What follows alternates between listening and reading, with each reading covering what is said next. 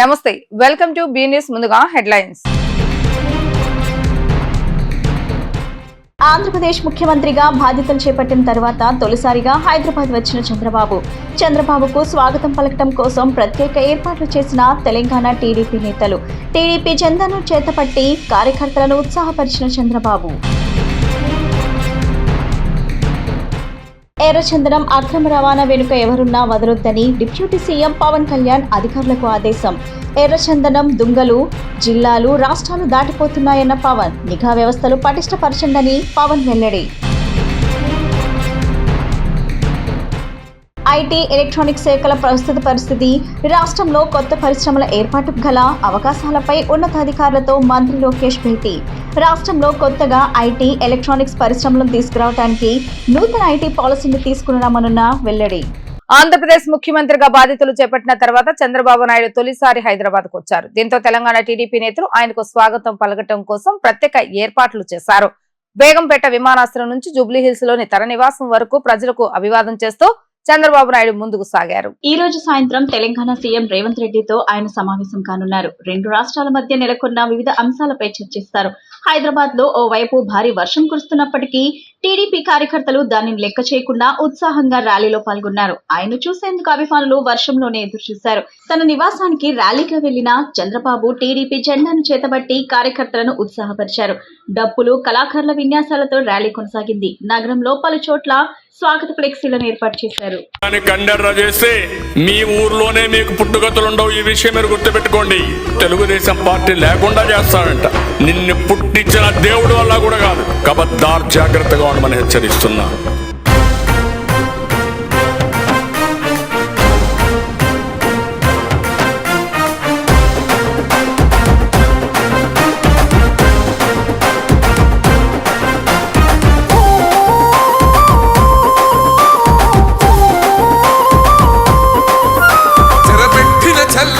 నిలబడ్డడురా భయపెట్టిన చల్ బ్రతికున్నడురా.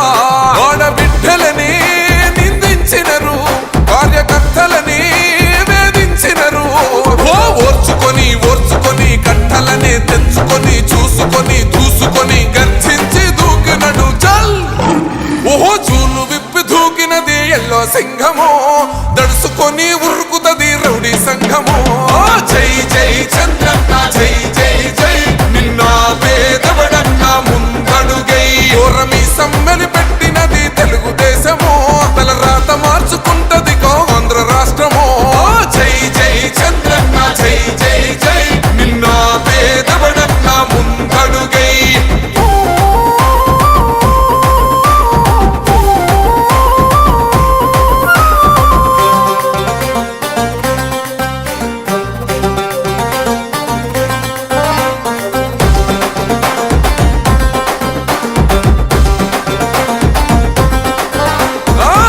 జెండ ఇంటి మీద కడిత పథకం ఉండదా, పసుపు జెండ మోసే కార్యకర్త ప్రాణముండదా. ఇది బిక్కు బిక్కుమంటూ బతికే ఆంధ్ర రాష్ట్రమా, రాబందులేలుతున్న రౌడీల రాజ్యమా. శిల పలక మీద పేరు మార్చితే తెలుగు గుండెలున్న చరిత మారదే. కడుపు నింపే క్యాంటీన్లు కూల్చితే నిరుపేద కడుపు కన్న మందదే. దౌర్జన్యమైన ఈ పాలన ఓర్చుకొని ఓర్చుకొని కట్టలనే తెంచుకొని చూసుకొని దూసుకొని గర్జించి దూకినడు. ఓహో జూలు విప్పి దూకినది ఎల్లో సింహము, దడుసుకొని ఉరుకుతది రౌడీ సంఘము. జై జై చంద్రన్న జై జై జై, నిన్న పేదవడన్న ముందడుగై. ఓరమి సమ్మెలి పెట్టినది తెలుగుదేశము. ఎర్రచందనం అక్రమ రవాణా వెనుక ఎవరన్నా వదలొద్దని డిప్యూటీ సీఎం పవన్ కళ్యాణ్ అధికారులకు ఆదేశాలు ఇచ్చారు. ఎర్రచందనం దొంగలు జిల్లాలు రాష్ట్రాలు దాటిపోతున్నారు. నిఘా వ్యవస్థలు పటిష్టపరచండి అని పవన్ స్పష్టం చేశారు. ఇటీవల కడప జిల్లా పొట్లదుర్తిలో పెద్ద ఎత్తున ఎర్రచందనం దుంగలు పట్టుబడటం తెలిసిందే. ఎస్పీ సిద్ధార్థ్ కౌశల్ నేతృత్వంలోని పోలీసులు ఎర్రచందనం దుంగలను స్వాధీనం చేసుకున్నారు. ఈ వ్యవహారంపై ఏపీ అటవీ శాఖ మంత్రి పవన్ కళ్యాణ్ స్పందించారు. సంబంధిత శాఖ అధికారులతో సమీక్ష నిర్వహించారు. ఎర్రచందనం అక్రమ రవాణా వెనుక ఎవరున్నా సరే వదలొద్దని స్పష్టమైన ఆదేశాలు జారీ చేశారు. ఎర్రచందనం అక్రమ రవాణా వెనుక ఉన్న పెద్ద తలకాయలను పట్టుకోండి, స్మగ్లర్లను నడిపిస్తున్న వాళ్లను పట్టుకోలేకపోతే ఎలా, శేషాచలం అడవుల్లో కొట్టేసిన దుంగలను ఎక్కడెక్కడ దాచారో తక్షణమే గుర్తించాలి. ఎర్రచందనం దుంగలు జిల్లాలు, రాష్ట్రాలు దాటిపోతున్నాయి. నిఘా వ్యవస్థలు పటిష్టపరచండని పవన్ స్పష్టం చేశారు.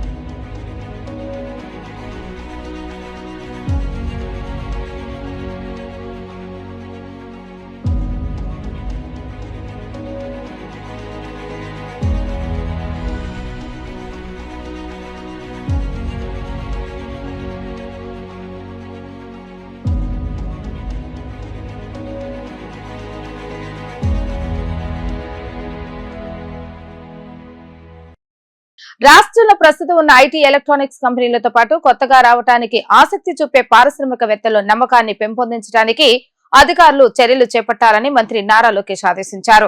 రాష్ట్రంలో కొత్తగా ఐటీ ఎలక్ట్రానిక్స్ పరిశ్రమలను ఆకర్షించడానికి మెరుగైన విధానాలతో నూతన ఐటీ పాలసీని తీసుకురానున్నామని ఆయన వెల్లడించారు. ఏపీ ఐటీ ఎలక్ట్రానిక్స్ శాఖల మంత్రి నారా లోకేష్ ఉండవల్లిలోని తన నివాసంలో కీలక సమీక్ష చేపట్టారు.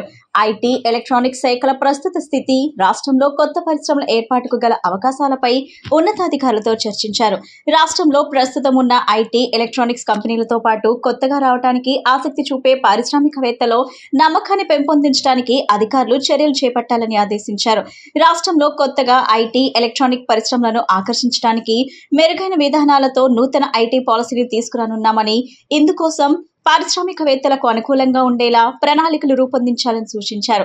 ఐటీ ఎలక్ట్రానిక్స్ రంగంలో పెట్టుబడుల పర్యవేక్షణకు గతంలో ఉన్న పోర్టల్ను మరింత మెరుగ్గా తీర్చిదిద్ది అందుబాటులోకి తీసుకురావాలని మంత్రి లోకేష్ ఆదేశించారు. విశాఖపట్నంలో ఐటీ పరిశ్రమల ఏర్పాటుకు అందుబాటులో ఉన్న ప్లగ్ అండ్ ప్లే ఇన్ఫ్రాస్ట్రక్చర్ పై నివేదిక ఇవ్వాలని అధికారులను కోరారు.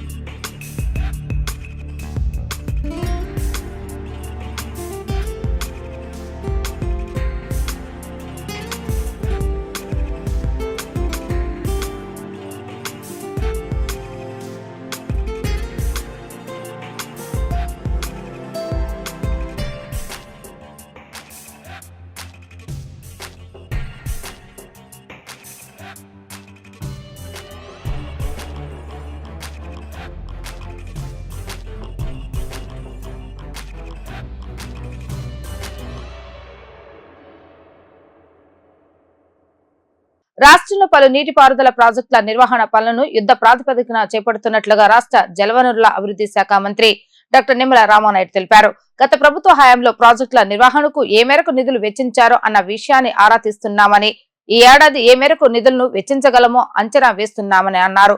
తక్కువ ఎంతో ఎక్కువ ఆయకట్టకు నీరు అందించే ప్రాజెక్టుల నిర్వహణ పనులను ప్రాధాన్యత క్రమంలో చేపడుతున్నట్లుగా మంత్రి తెలిపారు. వర్షాకాలంలో నీటిపారుదల ప్రాజెక్టుల నిర్వహణ విషయంలో తీసుకోవాల్సిన జాగ్రత్తలపై జలవనరుల శాఖ ఇంజనీర్లతో రాష్ట్ర సచివాలయంలో మంత్రి సమీక్ష నిర్వహించారు. అనంతరం పాత్రికేయులతో ఆయన మాట్లాడుతూ వర్షాకాలంలో పెద్ద ఎత్తున వరద నీరు ప్రాజెక్టుల్లోకి చేరనున్న నేపథ్యంలో ప్రాజెక్టుల్లోకి వచ్చే ఇన్ఫ్లో అవుట్ఫ్లో పైన మరియు ప్రాజెక్టుల గేట్లు లాక్ల నిర్వహణపై ప్రత్యేక దృష్టి సారించాలని అధికారులను ఆదేశించినట్లు తెలిపారు. ప్రాజెక్టుల పరిధిలోని శివారు ఆయకట్టు భూమికి కూడా సాగునీరు అందే విధంగా కాలువల్లో పేరుకుపోయిన సిల్ట్ను చెత్తా చెదారాన్ని వెంటనే తొలగించే పనులను చేపట్టాలని, అందుకు అవసరమైన నిధులు అంచనాలను కూడా రూపొందించాలని అధికారులను ఆదేశించినట్లు ఆయన తెలిపారు. వర్షాకాలంలో కురిసే ప్రతి నీటి బొట్టును ఒడిసిపడుతూ ప్రాజెక్టుల జలవనరులను పూర్తి స్థాయిలో నిల్వ చేసుకుని ఖరీఫ్లో శివారు భూములను కూడా సాగునీరు అందించేయాలనే లక్ష్యంతో యుద్ధ ప్రాతిపదికన ప్రాజెక్టుల నిర్వహణ పనులను చేపడుతున్నామన్నారు. ప్రాజెక్టుల పరిధిలో ఆయకట్టు భూములకు ప్రణాళికబద్ధంగా నీటిని సరఫరా చేసేందుకు ప్రణాళికలను కూడా రూపొందిస్తున్నట్లు తెలిపారు. పులిచింతల ప్రాజెక్టులో తగిన స్థాయిలో నీటి నిల్వలు లేకపోవడం, పట్టిసీమ ప్రాజెక్టును నిర్లక్ష్యం చేసిన కారణంగా నేడు కృష్ణా డెల్టాలో త్రాగునీటి సమస్య తలెత్తడానికి కూడా గత ప్రభుత్వమే కారణమన్నారు.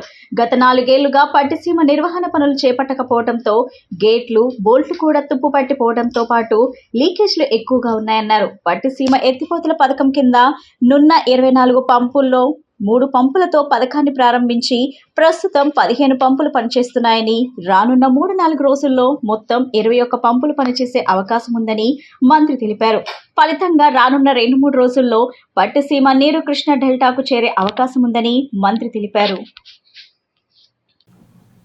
పాత్రికేయ మిత్రులందరికీ కూడా ముందుగా నమస్కారాలు తెలియజేసుకుంటూ, ఏదైతే ఈ యొక్క ఆంధ్రప్రదేశ్ రాష్ట్రానికి అత్యంత కీలకమైనటువంటి జలవనరులు ఏవైతే ఉన్నాయో అవి సక్రమంగా ప్రజలందరికీ కూడా అందాలనేటువంటి ఆలోచనతో ఈ శాఖ చేపట్టిన నాటి నుంచి కూడా నిర్విరామంగా పనిచేస్తూ, ఏదైతే 5 సంవత్సరాల జగన్మోహన్ రెడ్డి పాలనలో 20 సంవత్సరాలు వెనక్కి ఏదైతే ఈ జలవనరుల శాఖ పోయిందో దాన్ని మళ్ళీ మెయిన్ స్ట్రీమ్లో తీసుకురావాలనేటువంటి ఆలోచనలో ఈరోజు ఏదైతే మన రాష్ట్ర సిఈలు, జలవనరుల శాఖ సిఈ, ఎస్సీలతోటి ఈవేళ ఒక సమీక్షా సమావేశం ఏదైతే మన సెక్రటరీ గారు, అదేవిధంగా ఎవరైతే మన సలహాదారులు, ఈఎన్సీ అందరి సమక్షంలో రివ్యూ పెట్టుకోవడం జరిగింది. ఇందులో ప్రధానంగా ఏదైతే వర్షాకాలం రైనీ సీజన్ స్టార్ట్ అయింది కాబట్టి ఈ రైనీ సీజన్కి ముందే తీసుకోవాల్సిన జాగ్రత్తలు గత జగన్ ప్రభుత్వం తీసుకోకపోవడంతో ఆ జగన్ ప్రభుత్వం యొక్క పాపాలు రైతుల పాలిట శాపాలుగా మారుతున్నాయి. కాబట్టి భవిష్యత్తులో ఇవి పునరావృతం కాకూడదు అనేటువంటి ఆలోచనతోటి ఈ యొక్క సమీక్షా సమావేశాలని సుదీర్ఘంగా రివ్యూ చేయడం జరిగింది. అందులో పర్టికులర్గా ఏదైతే డ్యామ్ ఆపరేషన్స్ అనేవి చాలా ముఖ్యం. ఈ రైనీ సీజన్లో ఫ్లడ్ సీజన్ కాబట్టి దాన్ని సరైనటువంటి మెయింటెనెన్స్ లేకపోవడంతో, ఎంత ఇన్ఫ్లో ఎంత అవుట్ఫ్లో అనేటువంటి క్యాలిక్యులేషన్స్ లేకపోవడంతో అధికారులు సమర్థవంతంగా ప్రభుత్వం మరి పని చేసుకోలేకపోవడంతో గతంలో మనం చూసాం. ఏదైతే గుండ్లకమ్మ లేదంటే ఏదైతే పులిచింతల వంటి చోట్ల గేట్లు కొట్టుకుపోవడం కానీ, అన్నమయ్య లాంటివి కొట్టుకుపోయేటువంటి పరిస్థితులు ఏదైతే గత ప్రభుత్వంలో చూసామో అటువంటివి రేపు ఎక్కడా కూడా కానరాకూడదు. ముందుగానే అటువంటి అత్యవసరమైనటువంటివి, ఎమర్జెన్సీ వంటివి అన్నిటినీ కూడా మళ్ళీ మనం క్లియర్ చేసుకోవాలి. ఎందుకంటే గత 5 సంవత్సరాల్లో జగన్మోహన్ రెడ్డి పాలనలో ఎక్కడా కూడా లాకులకి కనీసం గ్రీజు కూడా పెట్టి మెయింటెనెన్స్ చేయలేనిటువంటి స్థితిలో ఎక్కడికక్కడ మరి చీదితే రాలిపోయే ముక్కు మాదిరిగా ఈరోజు ఏదైతే ఆ ప్రాజెక్టుల గేట్లు, ఆ షట్టర్సు, ఆ లాకులు ఏవైతే ఉన్నాయో వాటినన్నింటినీ కూడా యుద్ధ ప్రాతిపదికన వాటన్నింటినీ కూడా ఎస్టిమేషన్లు చేసి అవి మనం ఫుల్ ఫ్లెడ్జ్డ్గా మళ్ళీ పనులకి ప్రారంభించుకోవాలని వాళ్ళకి ఆదేశాలు ఇవ్వడం జరిగింది. ఆంధ్రప్రదేశ్ ముఖ్యమంత్రి చంద్రబాబు నాయుడు, తెలంగాణ సీఎం రేవంత్ రెడ్డి ఈ రోజు సాయంత్రం 4 గంటలకు సమావేశం కానున్నారు. వీరి భేటీకి హైదరాబాద్ లోని ప్రజాభవన్ లో ఏర్పాట్లు చేస్తున్నారు. విభజన సమస్యలు, రెండు రాష్ట్రాల మధ్య 10 ఏళ్లుగా పెండింగ్ లో ఉన్న అంశాలపై చర్చించేందుకు ఇరు రాష్ట్రాల సీఎంలు నేడు హైదరాబాద్ లో భేటీ కానున్నారు.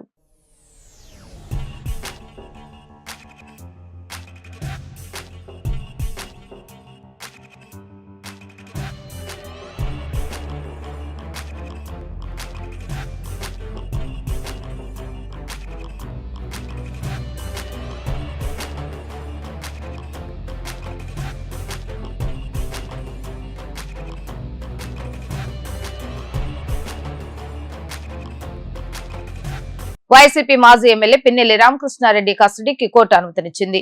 ఈవీఎం పగలగొట్టడం, పోలింగ్ ఏజెంట్ పై హత్యాయత్నం కేసులను ఎదుర్కొంటున్న పిన్నెల్లి ప్రస్తుతం నెల్లూరు జిల్లాలో ఉన్నారు. అదనపు విచారణ కోసం పిన్నెల్లిని కస్టడీకి ఇవ్వాలంటూ పోలీసులు మాచర్ల కోర్టును కోరారు. పోలీసుల విజ్ఞప్తిని పరిగణలోకి తీసుకున్న న్యాయమూర్తి పిన్నెల్లిని 2 రోజులు కస్టడీకి అనుమతిస్తూ ఉత్తర్వులు జారీ చేశారు. మాచర్ల మాజీ ఎమ్మెల్యే పిన్నెల్లి ఏపీలో పోలింగ్ రోజున పాల్వాయిగేట్ పోలింగ్ బూత్ లోకి ప్రవేశించి ఈవీఎం ధ్వంసం చేయడం వీడియోల ద్వారా వెల్లడైంది.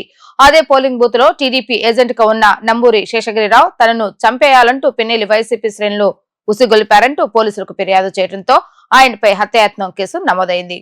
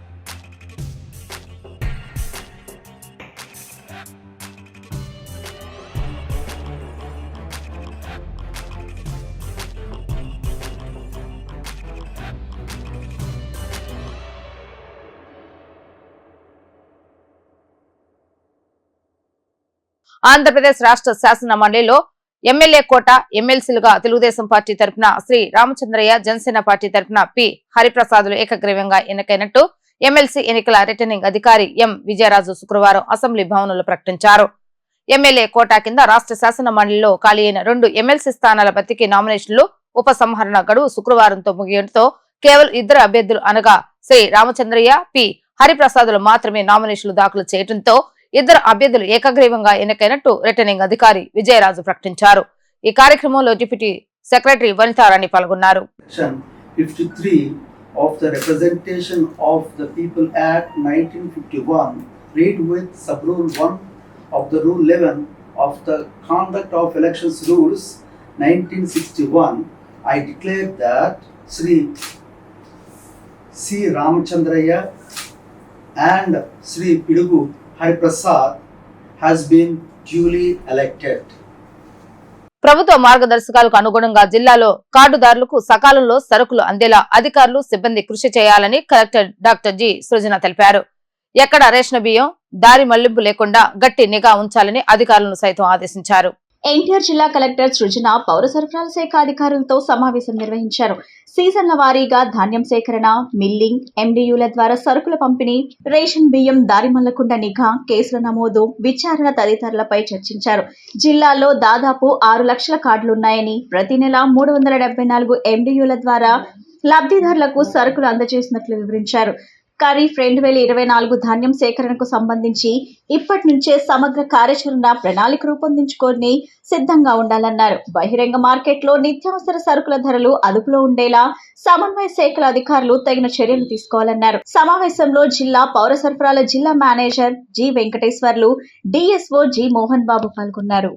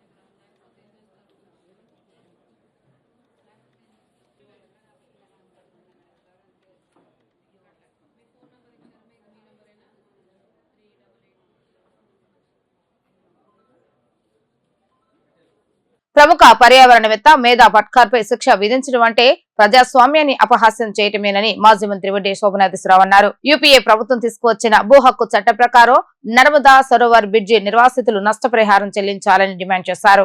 ప్రముఖ పర్యావరణవేత్త మేధా పట్కర్ అరెస్టును నిరసిస్తూ గాంధీనగర్ ప్రెస్ క్లబ్ నందు మాజీ మంత్రి వడ్డే శోభనాథేశ్వరరావు, సిపిఐ రాష్ట్ర కార్యదర్శి కె రామకృష్ణ, సిపిఐ వైవీరావు కలిసి మీడియా సమావేశం నిర్వహించారు. ఈ సందర్భంగా మాట్లాడుతూ ప్రముఖ పర్యావరణవేత్త నర్మదా బచావో నాయకురాలు మేధా పట్కర్ నాయక్ పైన జైలు శిక్ష, భారీ జరిమానా విధించడం చాలా అమానీయమైన దుర్మార్గమైన చర్యగా భావిస్తున్నట్లు తెలిపారు. వామపక్ష పార్టీల నేతలు మాట్లాడుతూ నర్మదా సరోవర్ బ్రిడ్జ్ కట్టడం వలన నిర్వాసితులు నష్టపోతారనే ఉద్దేశంతో మేధా పట్కర్ ఆందోళన చేశారని తెలిపారు. ఆయన అరెస్టుకు నిరసనగా ప్రజాస్వామ్యవాదులంతా గలమెత్తాలని పిలుపునిచ్చారు.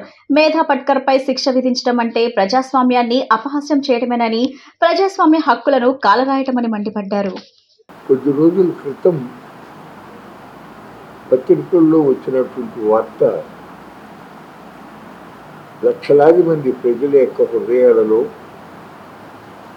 ప్రత్యేకించి ప్రజాస్వామ్యవాదులు,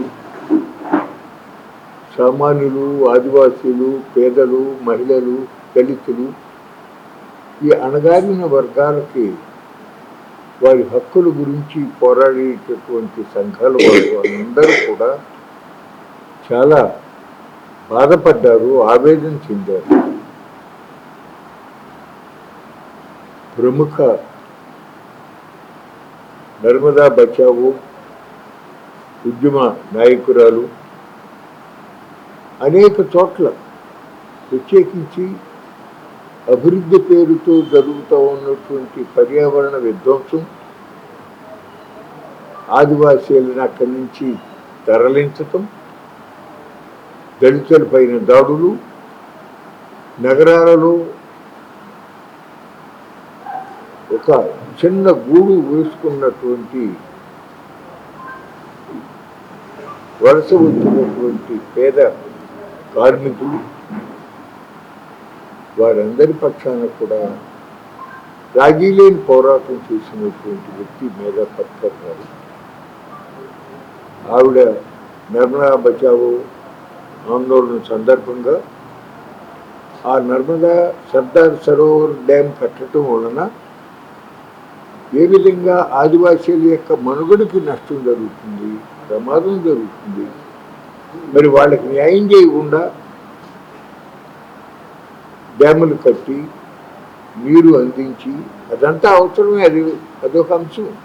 కానీ అదే సమయంలో ఈ ఆదివాసీల హక్కులు కూడా పరిరక్షించబడాలి అనేటటువంటి ఒక సుదీర్ఘమైన పోరాటం చేసిన ఫలితంగానే అనంతర కాలంలో నిర్వాసితుల యొక్క సమస్యలను కూడా తప్పనిసరిగా పరిష్కరించాలి అనేటటువంటి విధానం కూడా రూపొందించబడింది. ఆ రోజులలో అట్లా ఉద్యమం జరుగుతూ ఉండగా ఆ రోజుల్లో ఇప్పుడు ప్రస్తుతం ఢిల్లీ గవర్నర్గా ఉన్నటువంటి వికే సక్సేనా అని ఆయన అప్పట్లో ఒక స్వచ్ఛంద సంస్థకి అధ్యక్షుడిగా ఉండి నర్మదా బచావో ఆందోళనని తప్పుపడుతూ కొన్ని ప్రకటనలు చేయటం, పత్రికల్లో కొన్ని వార్తలు రాయించటం, వాటిపైన ఆవిడ రియాక్ట్ అయ్యి ఆవిడ మాట్లాడిన దానికి ఇప్పుడు అప్పట్లోనే అతను ఒక కేసు పెట్టాడు. అది ఇప్పుడు అతను లెఫ్టినెంట్ గవర్నర్గా ఉండటంతో ఆవిడకి 5 నెలల జైలు శిక్ష, 10 లక్షల రూపాయలు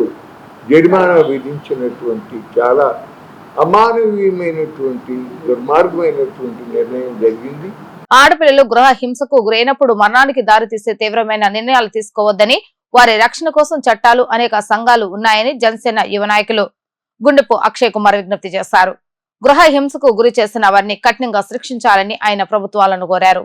గృహహింసకు గురై మరణించిన శ్రావణి ఆత్మకు శాంతి కలగాలని, హింసకు గురి చేసిన వారిని కఠినంగా శిక్షించాలంటూ విద్యార్థి సంఘాల ఆధ్వర్యంలో శుక్రవారం చిట్టినగర్ నుండి నెహ్రూ బొమ్మ సెంటర్ వరకు నిరసన ర్యాలీ చేపట్టారు. ఈ కార్యక్రమంలో పాల్గొన్న అక్షయ్ కుమార్ మాట్లాడుతూ శ్రావణిని గృహహింసకు గురి చేసిన వారిని కఠినంగా శిక్షించాలని, ఆడపిల్లలను హింసించే వారికి బుద్ధి వచ్చే విధంగా ఆ శిక్షలు ఉండాలని అన్నారు. ఆడపిల్లల మరణానికి దారితీసే తీవ్రమైన నిర్ణయాలు తీసుకోవద్దని, వారికి రక్షణగా అనేక సంఘాలు, చట్టాలు ఉన్నాయని తెలిపారు. బీజేపీ నాయకులు బలివాడ శివకుమార్ పట్నాయక్ మాట్లాడుతూ అత్తారింటికి వచ్చిన ఆడపిల్లలను కన్నబిడ్డల వలె కాపాడుకోవాలని, అలా కాకుండా హింసించే వారిని కఠినంగా శిక్షించాలని అన్నారు. శ్రావణి కేసులో హింసించి మరణించేలా చేసిన కుటుంబం మొత్తాన్ని కఠినంగా శిక్షించారన్నారు. టీవీ సీరియల్ యాక్టర్ నాగమణి మాట్లాడుతూ అన్ని వదులుకొని భర్తే సర్వస్వమని అత్తారింటికి వచ్చి ఆడపిల్లలను కాపాడుకోవాల్సిన కుటుంబం మరణించేలా హింసించడం అన్యాయమన్నారు. శ్రావణి భర్త చిత్రపటాన్ని చెప్పుతో కొట్టి మగజాతికే కలంకం తెచ్చినందుకు కఠినంగా శిక్షించాలన్నారు. ఈ కార్యక్రమంలో విద్యార్థులు పెద్ద సంఖ్యలో పాల్గొన్నారు. నమస్కారం, నా పేరు గుండెపు అక్షయ్ కుమార్. మరి దాదాపుగా 30 లక్షల రూపాయలు కట్నం ఇచ్చి మరి ఈ హంతకుడికి వాళ్ళ అమ్మా నాన్న ఇచ్చి పెళ్లి చేయడం జరిగింది. మరి పెళ్లి చేసుకున్న నాటి నుంచి అమ్మాయికి రకరకాల వేధింపులు, అత్తమామల వేధింపులు, మరి అత్తమామల అమ్మ నానమ్మ వేధింపులు ఆ పిల్ల మీద బలంగా ఉన్నాయి. కనీసం అమ్మాయి స్వేచ్ఛగా వాళ్ళ అమ్మ నాన్నకి ఫోన్ చేసి మాట్లాడే పరిస్థితి కూడా లేదు. మరి 30 లక్షల కట్నం తీసుకున్న ఆ హంతకుడు ఈ రోజుకి ఎక్కడున్నాడు?